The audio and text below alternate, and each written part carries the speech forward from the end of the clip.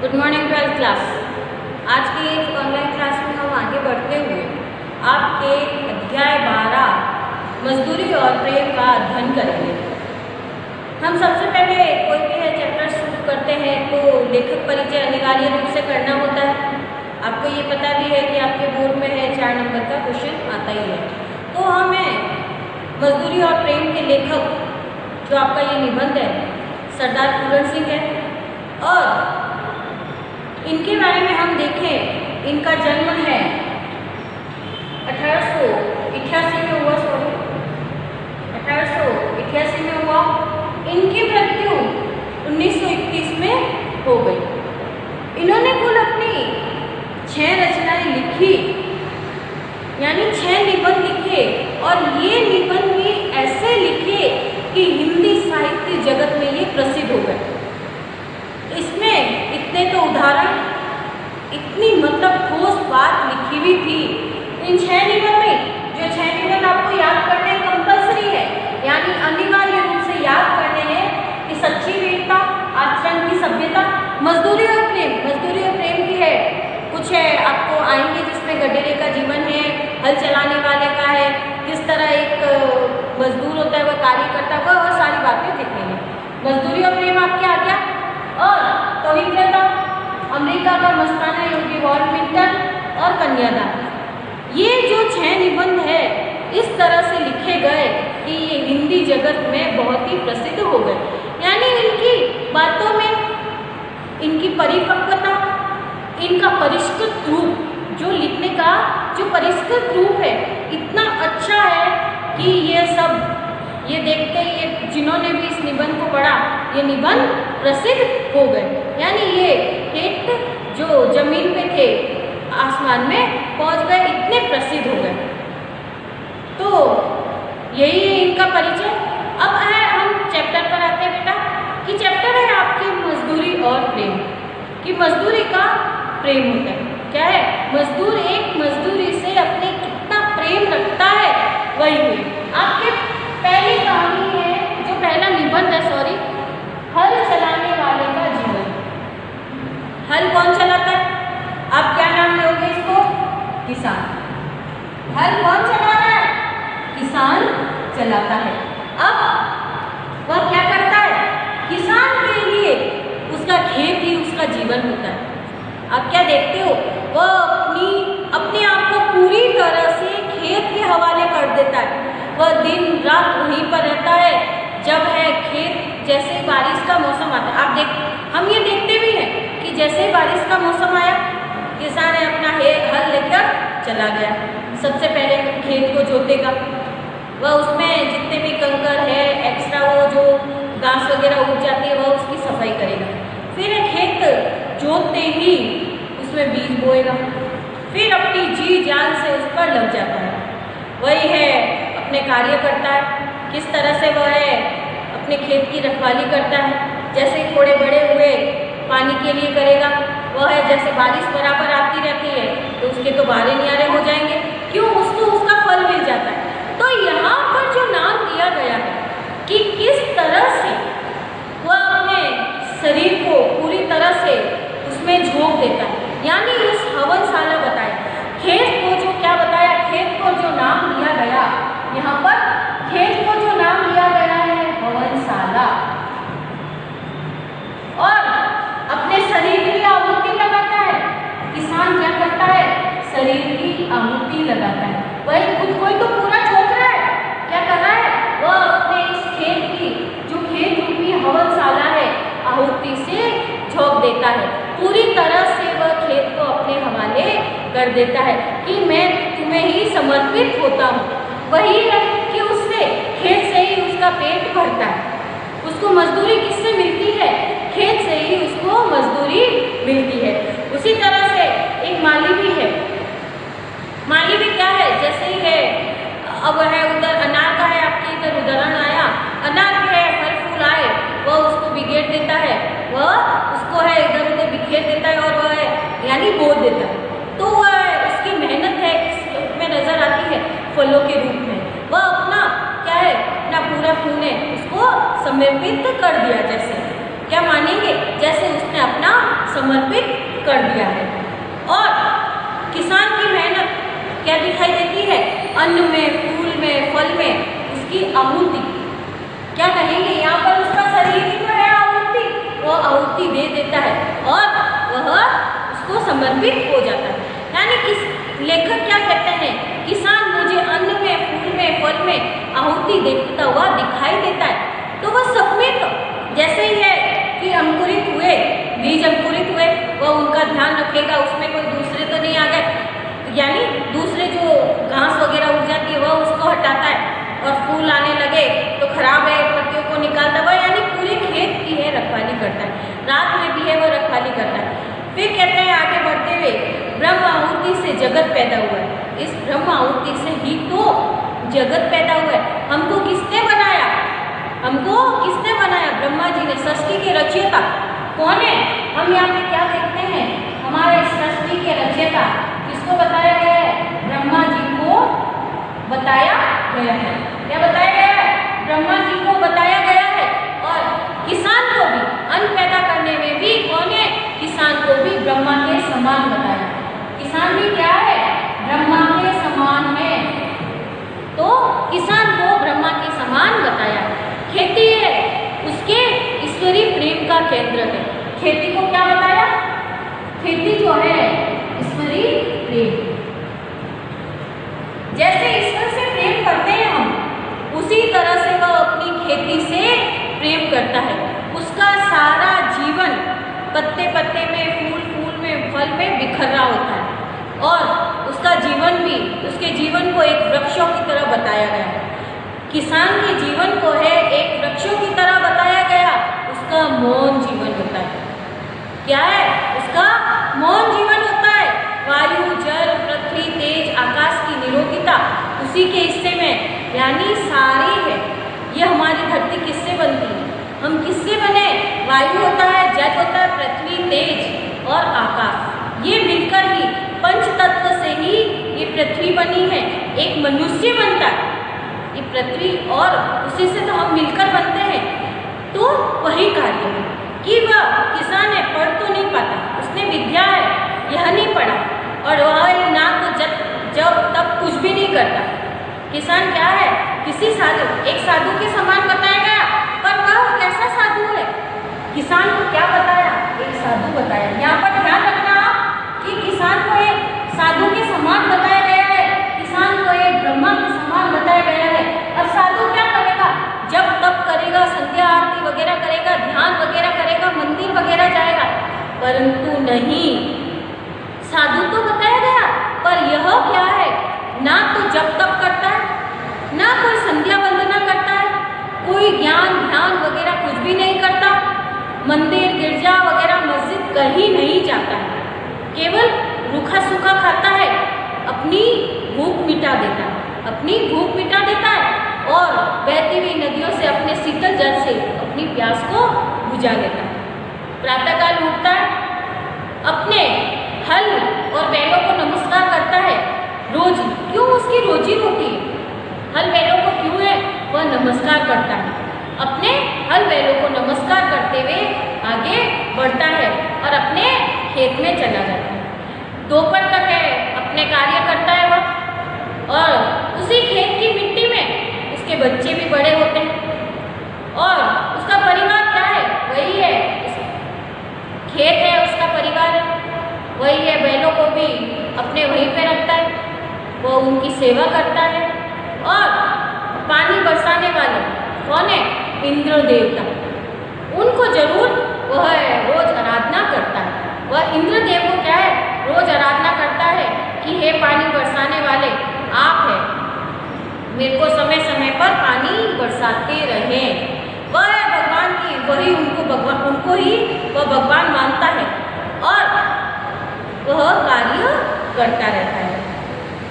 अब किसान के व्यक्तित्व के बारे में बताया गया। अब आगे क्या बढ़ते हैं कि एक है कि साय और प्रातः, दिन और रात विधाता इसके हृदय में अचिंतनीय और अद्भुत आध्यात्मिक भावों की वृष्टि करता है। ये अचिंतनीय और अद्भुत आध्यात्मिक भाव क्या है? वह खेती से जुड़ा हुआ। वह यहाँ पर आध्यात्मिक भाव, वह कोई भगवान की पूजा अर्चना कुछ भी नहीं करता है, न संध्या आरती करता है, कुछ भी नहीं करता। वह सिर्फ भगवान के लिए क्या करता है, इंद्र देवता को याद करता है और अपनी खेती से प्रेम करता है। यहाँ पर उसका आध्यात्मिक भाव क्या हुआ? आध्यात्मिक भाव हुआ खेती से प्रेम करना, खेती को ईश्वर मानना, वही कार्य कर देता है। अब उसका व्यक्तित्व के बारे में बताया गया है। उसके व्यक्तित्व के बारे में क्या बताया गया कि उसके घर कोई आ जाता है तो वह अपने मीठे वचनों से, वह बहुत ही मीठी वाणी में बोलता है और आने वाले को कभी भी भूखा नहीं जाने देता। आने वाले को क्या है, उसके घर कोई गया है तो वह कभी भी भूखा नहीं निकालेगा। वह हमेशा उसको खाना खिलाकर अन्न से तृप्त करता है और मीठे जल से उसको मीठा जल पिलाता है। धोखा किसी को नहीं देता। उसको कोई धोखा देता है, उसको कोई ज्ञान नहीं है। उसको कोई धोखा भी दे रहा है, उसे कोई उसको ध्यान नहीं रहता कि कोई मेरे को धोखा भी देता है क्या, और उसको कोई ध्यान नहीं।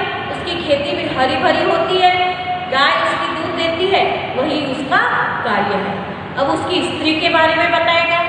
यहाँ से बेटा ठीक करना कि उसको क्या करता है कि क्वेश्चन यहाँ पर बनता है। ऊपर पहले क्वेश्चन बना कि किसान का ईश्वर कौन है और वह किस तरह उसकी आराधना करता है, तो आध्यात्मिक भावता क्या आप उसको टिक कर लेना। फिर आता है किसान का व्यक्तित्व। किसान किस तरह से अपना व्यक्तित्व रखता है कि वो किस तरह से लोगों के प्रति अपना व्यवहार रखता है, तो वही है कि उसके घर कोई आ जाता है, वो मीठे वचन बोलता है, उसको अन्न से तृप्त करता है, मीठा जल पिलाता है। कोई वह किसी को है धोखा नहीं देता, कोई उसको धोखा देता है तो उसको कोई नहीं। अब आया उसकी स्त्री के बारे में।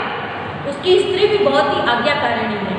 मकान उसका पुण्य और आनंद का स्थान होता है। वह है अपने गायों को, पशुओं को चराती है, नहलाती है, खिलाती पिलाती है, बच्चों की तरह है।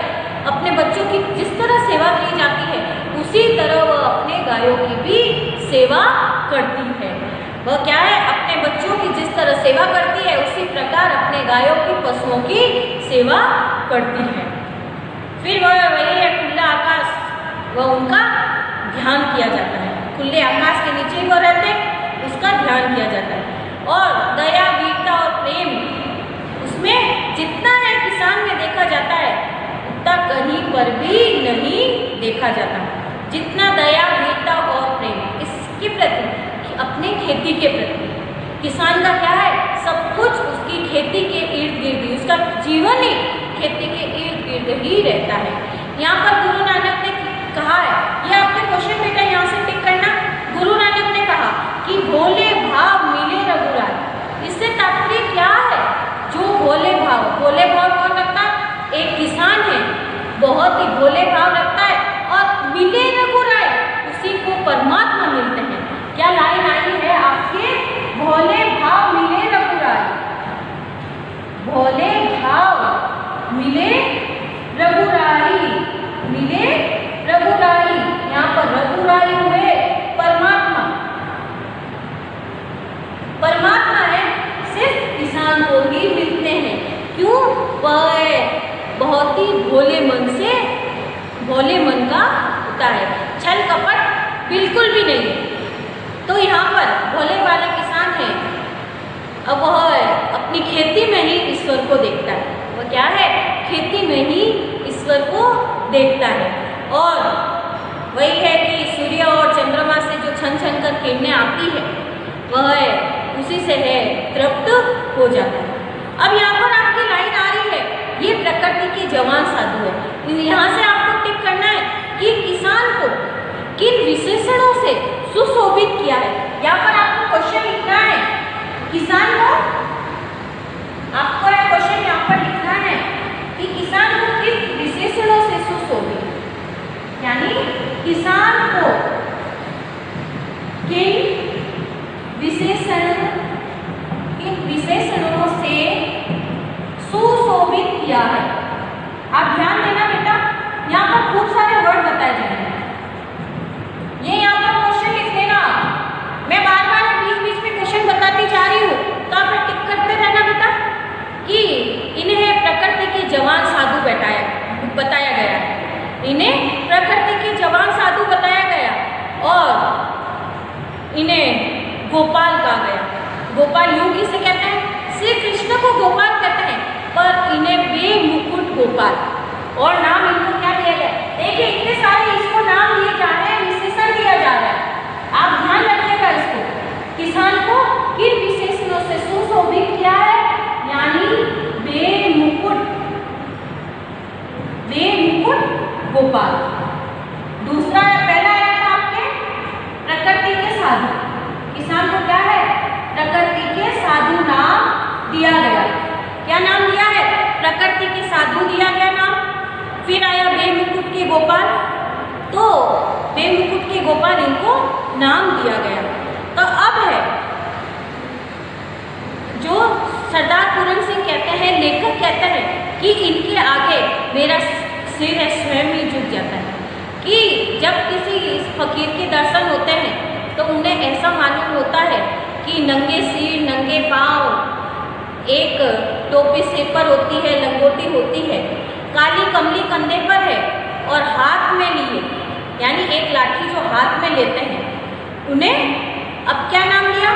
गांवों का मित्र दिया, बैलों का हमजोली, पक्षियों का हमराज, महाराजाओं का अन्नदाता, बादशाहों को ताज पहनाने और सिंहासन पर बिठाने वाले, भूखों और नंगों को पालने वाला, समाज के पुष्प उद्यान का माली और खेतों का वाली। इसको कितने सारे नाम दिए हैं एक किसान को। आप देखना कि एक किसान को है कितने सारे नाम दिए गए हैं, कि बादशाहों का ताज दिया गया, इन्हें गाँवों का। सबसे पहले आया प्रकृति के जवान साधु, क्या नाम आया? फिर आया बेमुकुट के गोपाल, फिर आया गाँवों का मित्र, बैलों का हमजोली, पक्षियों का हमराज, महाराजाओं का अन्नदाता, बादशाहों को ताज पहनाने वाला, सिंहासन पर बिठाने वाला। बादशाहों को अन्न कौन देता है? एक किसान ही तो देता है। बादशाह इतने बड़े कैसे बनते हैं? महाराजा को यदि अन्न नहीं दे तो क्या होगा? तो वही है देने वाला। समाज के पुष्प उद्यान का मालिक, समाज का कौन है? पुष्प उद्यान का मालिक कौन होता है? यह किसान ही तो है। और खेतों का वाली, ये बेटा यहीं पर आपके है, एक टॉपिक यहीं पे खत्म हुआ। अब है उसी के आगे नेक्स्ट है गडरिये का जीवन। इसी के आगे आपका देखेंगे हम गडरिये का जीवन शुरू करेंगे। ये तो मेरे ख्याल से आपको अच्छे से समझ में आ गया होगा कि किस तरह से आज है लेखक ने जो है एक किसान के जीवन के बारे में बताया, किस तरह से एक किसान के जीवन के बारे में बताया। उसी में हम आगे बढ़ते हुए एक गडरिये का जीवन देखेंगे। अब हम अब क्या देखेंगे? दूसरी जो आपकी कहानी है गडरिये, गडरिये हो जाएगा, गडरिये का जीवन। हम क्या देखेंगे? गडरिये का जीवन। गडरिये का जीवन किस तरह से होता है? गडरिया, पहले बात करो, गडरिया कहते किसे? अब पता है आपको? गडरिया होता है भेड़ों और बकरियों को चराने वाला। क्या होता है? जो भेड़ों को और बकरियों को चराता है उसे गडरिया कहते हैं, और गायों को चराने वाला ग्वाला कहलाता है। तो लेखक कहते हैं कि मैंने एक बार एक बूढ़े गडरिये को देखा। वहाँ पर है घना जंगल था। वहाँ पर कैसा है? घना जंगल है, चारों तरफ हरे हरे वृक्ष हैं और उसके आसपास ऊन वाली भेड़ें कोमल पत्तियाँ खा रही है। लेखक ने क्या देखा है? बूढ़े गडरिये को देखा, घना जंगल था और उसके आसपास हरे वृक्षों के नीचे उसकी जो सफ़ेद भेड़ें हैं वह कोमल कोमल पत्तियाँ खा रही थी। और गडरिया बैठा आकाश में देख रहा था, ऊन काटता रहा। क्या था? उसमें ऊन काट रहा था और उसमें उसकी आंखों में प्रेम लाली और निरोगता था। वह कोई भी उसे बीमारी नहीं, निरोग किसे कहते हैं? जो बीमार नहीं होता है।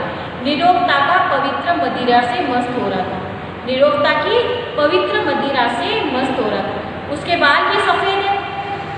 क्या है? वो बूढ़ा है तो उसके बाल भी सफ़ेद है। और सफ़ेद क्यों नहीं हो? क्योंकि वह सफ़ेद भेड़ों का मालिक है और उसके कपोलों से लाली फूट रही है, यानी वह इतना गोरा है। और मानो कैसा लग रहा है कि बर्फानी देशों में में मानो विष्णु के समान क्षीर सागर में लेटा है। यानी बहुत ही आराम से, जैसे विष्णु लेटते हैं उसी तरह से बिल्कुल इस दुनिया से बिल्कुल बेफिक्र, उसे मोह माया कुछ भी नहीं, उसके जीवन में कोई मोह माया का नहीं है कि उसके जीवन में मोह माया है। और उसकी प्यारी स्त्री उसी के पास रोटी पका रही है, उसकी 2 जवान कन्याएं हैं और उसके साथ जंगल के पेड़ों के साथ साथ घूमती है। और उन्होंने भी अपने माता पिता और भेड़ों को छोड़कर किसी को नहीं देखा। और उनका मकान, वो मकान है क्या है, बेमकान है, और घर उनका बेघर है। ये लोग बेनाम और बेपता है। गडरियों के लिए क्या इस लाइन को है बेटा टिक करना, क्या करना, मकान इनका बेमकान है, यानी उनका कोई मकान नहीं है। ये धरती ही इनका घर है, इन धरती ही इनका घर होते हुए भी बेघर कहलाते हैं। ये इस धरती को अपना घर मानते हैं, परंतु इनका कोई घर नहीं, कोई इनका नाम नहीं और इनका कोई पता नहीं। क्यों? ये इधर उधर घूमते रहते हैं। एक आपके बहुत ही अच्छी गजल आई है कि किसी के घर में घर कर न बैठना, इस दारे फानी में ठिकाना बेठिकाना और मकाम पर ला मकाम रखना। यानी कि इस नश्वर समाज में ये जो घुमंतु जीवन होता है, क्या है, किसी के भी घर में कर नहीं बैठना, किसी के भी यानी किसी को भी घर में नहीं बैठना। यहाँ पर ये बात नहीं है कि घर में नहीं बैठना, ऐसा नहीं है। ये जीवन घुमंतु जीवन है। हम इस नश्वर समाज में आए तो हमको परमात्मा के पास जाना ही है। हम ठिकाना होते हुए भी बेठिकाना है। क्यों है? ये हमारा घर नहीं है। हम तो कहते हैं ये मेरा मकान है, ये मेरा घर है, परंतु कोई आपका घर नहीं, आप सिर्फ एक किराएदार हो। हम यहाँ पर क्या है, हमारा ये शरीर भी किराए का शरीर, हम रहने वाले भी ये हम क्या है, इस धरती पर किराए के मकान में रहते हैं। हमारा जो वास्तविक घर है परमात्मा के घर में है। हमारी वास्तविकता किसमें? हमारी आत्मा है। ये क्या कहा गया है? ये हमारा नश्वर समाज है। हम तो एक घुमंतु जीवन की तरह घूम रहे हैं। हमारा जीवन कैसा बताया? घुमंतु जीवन बताया। और इस नश्वर समाज में हमको खत्म होना ही है। हमारा जो शरीर है वो भी नश्वर होगा, हमारा घर भी नश्वर के समान है। हमारा ठिकाना होते हुए भी हम बेठिकाना है। हमारा घर होते हुए भी हम बिना मकान के लोग हैं। और इस दिव्य परिवार को कोई कुटी की जरूरत नहीं होती है, कोई मकान इनका नहीं होता। ये जहाँ भी जाते हैं अपनी एक झोपड़ी बना लेते हैं और वहीं पे रहते हैं। और इनके सखा कौन है? सूर्य को और तारों को इनके सखा बताया गया है। गडरिये के सखा किसको बताया है? गडरिये के सखा है इन सूर्य और तारों को बताया गया है। और गडरिये की कन्या भी बहुत ही, गडरिये की कन्या है, पर्वत के शिखर से सूर्य के अस्त होते हुए देख रही है और उसकी सुनहरी किरणें उसके मुख पर पड़ रही है और वह जैसे सूर्य को देख रही है। यहाँ पर एक और गजल आई है, देखिए कि हुए थे आंखों के कल इशारे, इधर हमारे उधर तुम्हारे, चले थे अश्कों में क्या फवारे, इधर हमारे उधर तुम्हारे। यहाँ पर क्या बात कही जा रही है कि यानी हम एक दूसरे में ही बसे हुए हैं। इस दुनिया से हमें कोई लेना देना नहीं है।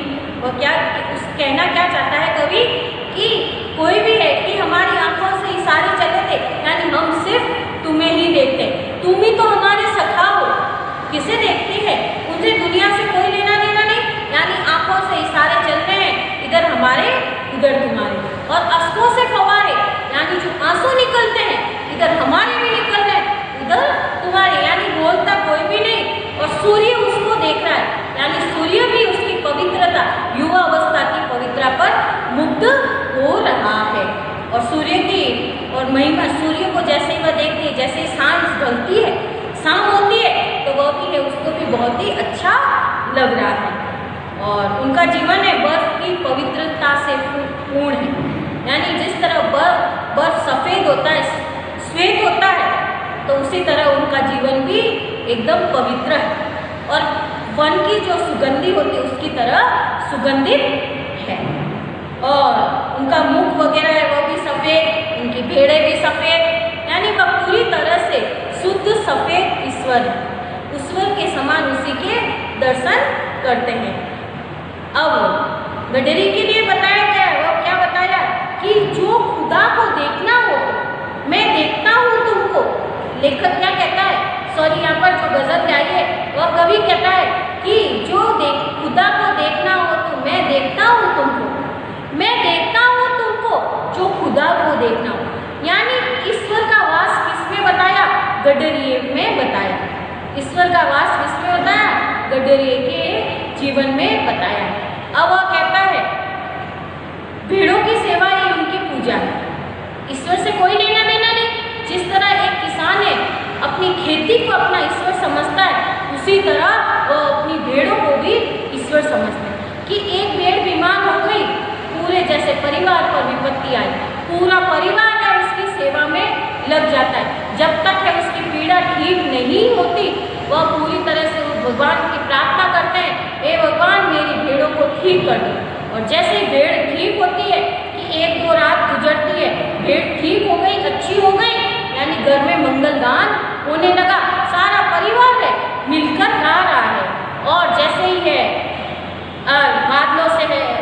बादलों से छमछम बारिश होने लगी, तो वह भी प्रकृति पूरी तरह से उनके साथ जैसे आनंदित हो रही है। और गडरिया भी है मदमस्त होकर गाने लगता है, और पिता को देखकर वह कन्याएं भी उसके साथ पहाड़ी राग गाने शुरू कर देती है और वह भी नाचने लगती है। तो यहाँ पर जो है लेखक का भाई है, लेखक से कहता है, हे भाई मुझे भी भेड़ें दिला दो। इसके मूक जीवन से अब विद्या को तो मैं भूल जाऊँ तो अच्छा है, तो मेरी किताबों में खो जाऊँ तो उत्तम है। क्या है, मेरा कल्याण किसमें होगा, इस मूक जीवन में ही होगा। कि किस तरह से मैं ये वनवासी, किनको बताया, ये वनवासी रहते हैं और पूरी तरह से दुनिया से कोई लेना देना नहीं। क्या होता है, इनको क्या होता है, दुनिया से जैसे कोई लेना देना नहीं होता है। कि वनवासी परिवार की तरह मैं भी अपने दिल के नेत्र भूल जाए तो मैं ईश्वरीय झलक देख सकूं। क्या बताया कि वह अपनी भेड़ों में ईश्वर को देखते हैं। मैं सिर्फ इनकी किताबों में विद्या में लगा हुआ रहता हूँ, परंतु मेरे को ईश्वर के कोई दर्शन नहीं होते।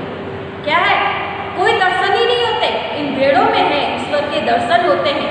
और चंद्र और सूर्यों की जो गडरे की कन्याएं गान कर रही है, वह गान वेद गान भी मैं सुन सकूं और मैं इनको देख सकूं। कहते हैं कि ऋषियों ने इनको देखा ही था, सुना न था, और पंडितों की बातों से भी मेरा जी उबका गया। यानी पंडित वेद पुराण कुछ भी नहीं है इस जीवन में। जिस तरह गडरिया है अपने है कि अपनी ईश्वर मानता है, भेड़ों को अपना ईश्वर मानता है, एक किसान अपने, तो मेरे को भी भेड़े ला दो। मैं इस प्रकृति को ही पूरा परिवार मानूंगा और इस प्रकृति में ही खोना चाहता हूँ। इस तरह से जैसे भेड़ बीमार हुई है तो वह पूरी रात उन्होंने गुजार दी, और जैसे ही भेड़ अच्छी हुई वो गाने लग गए और प्रकृति ने भी उनका साथ दिया। साथ ही साथ बारिश भी झमाझम होने लग गई। तो इस तरह से बेटा है ये आपके ये भी गडरिये का जीवन भी ये समाप्त होता है। नेक्स्ट वीडियो में हम आगे के जो पार्ट है